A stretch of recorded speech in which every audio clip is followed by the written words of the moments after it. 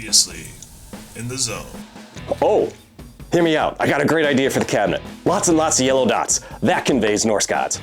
It was also a nice surprise to know that these rails are actually new.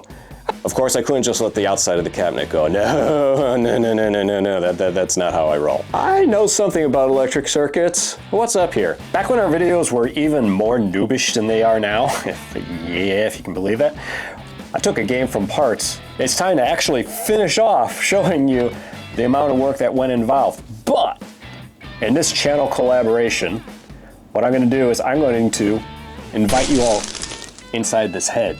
And as I talk you through the last steps to make this guy live again, how all the lessons that I learned from working on these things, I apply to all my engineering and user experience and this content creation. So let's get lost in zone, checking out why I can honestly say everything I need to know, I learned from Pinball.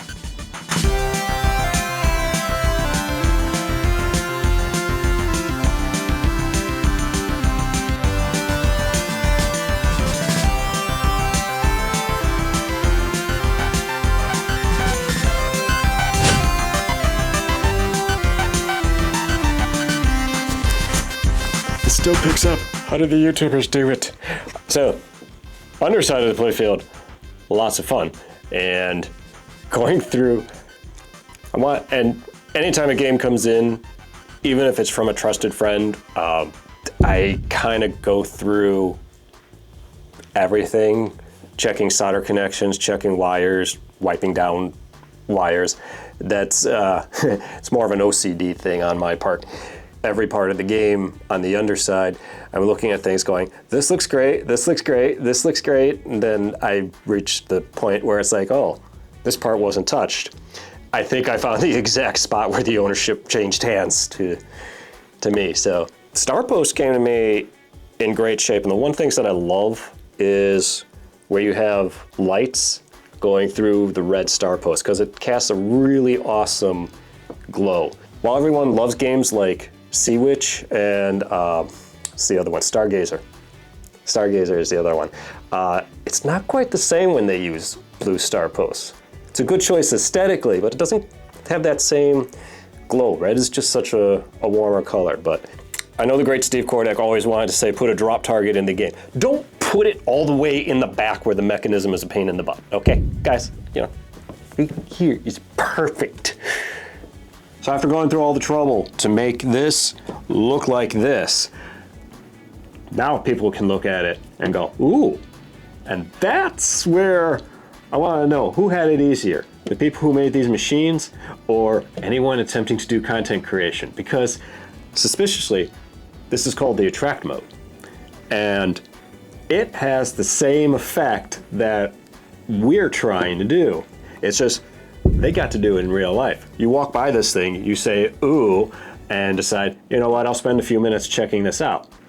Is it easier to do that in real life or with like thumbnails and descriptions to actually get people to stop doom scrolling and check it out? I think this is up for debate. Which is actually easier?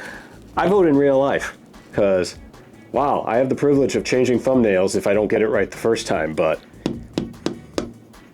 it almost seems like people in real life have that ooh factor because people are more focused. You want to carry on this debate? I'll check out your comments. I'll follow up with you.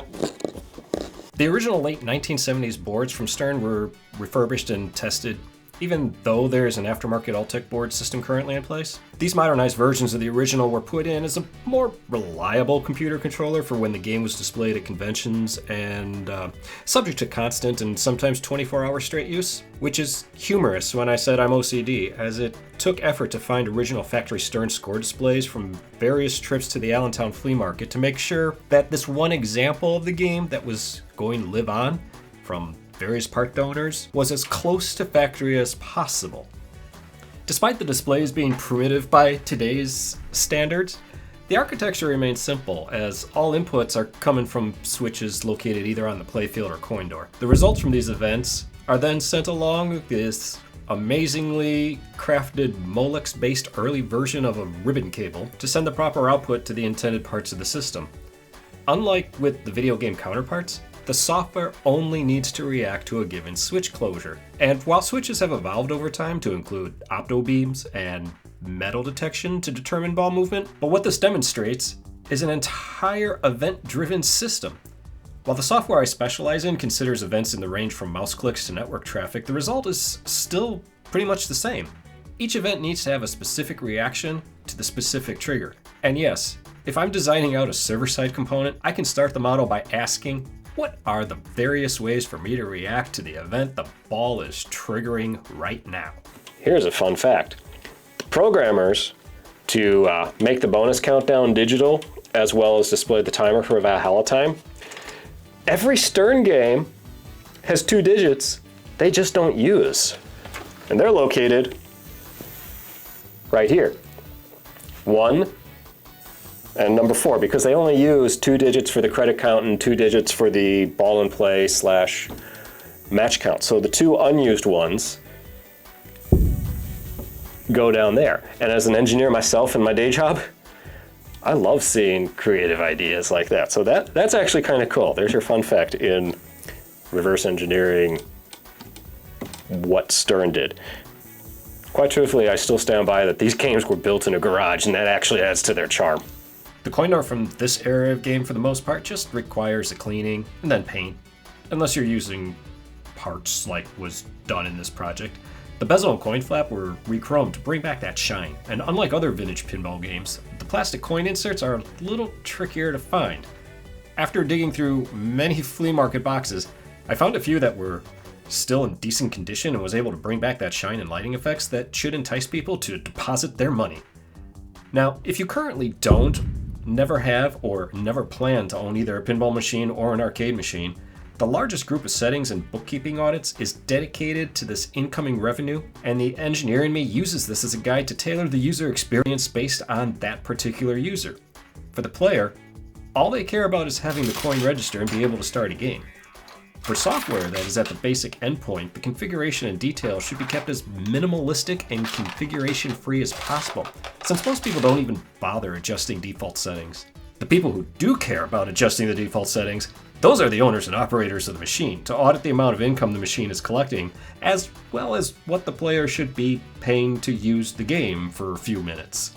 1 coin, 1 credit, or in 2026 standards, 7 coins, 1 credit. That overall implementation as to how the machine responds to a coin drop, as well as the audits are logged, remain part of the implementation and offers no configuration, leaving both the player and the owner only with the information that they care about. And there you have it. Look inside how this works and how everything in my professional life, I can honestly say, I learned from pinball. And I'm sure there's a lot more that I can actually extrapolate from this mind and put out here. So until I see you in the next video, I am Wolffy. Au to you. Thank you so much for hanging out with me. I totally appreciate it. I enjoy talking about this stuff, so join me down in the comments and we can keep the conversation going. And if you made it this far into the video, go ahead and leave me a like. And until we get an opportunity to hang out like this again, beware the full moon.